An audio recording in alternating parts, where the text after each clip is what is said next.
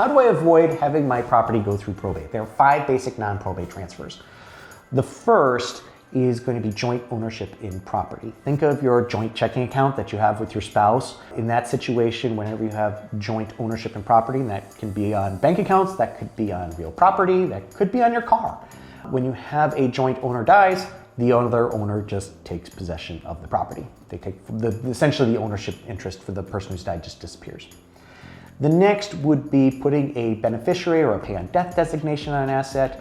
This usually is a form of estate planning that's very exact, and you sit down with your estate planner or the HR rep at your company, and they look at you when they're talking about 401k time or when you're opening a bank account, and they go, and do you want to put a beneficiary on that? And you go, yeah, sure, I guess. I suppose it'll be my wife or my kids or my drinking buddy or somebody. And you just kind of fill in a name, and then you don't realize that that bypasses your will and avoids probate completely, and it just gets the money. But that's another form.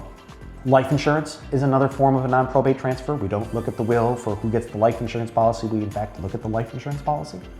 And that's again a beneficiary designation. There is something called a trust. That is something that's a little bit more complicated, but trusts generally take care of themselves. We don't need the probate court to tell us where the asset goes. That's named inside of the trust. And then there's other, more of a catch-all where you're going to look at some property agreements or some contracts that you can have where it still pays out after death. And that would be a non-probate transfer as well. Non-probate transfers tend to be outright transfers, which means it's not money held. It tends to be very quick and dirty, as in, here you go, here's all the money, don't spend it all on candy, I'm out. That's basically what those transfers are. So if that's what you're looking for to give money to your kids, non-probate transfers can be a very efficient, cost-effective way of making sure that your wishes are taken care of. If you think, I want to make sure that this is managed in some sort of way, I want to have some control over the asset, then you're probably going to need to do some estate planning and look at other forms other than non-probate transfers.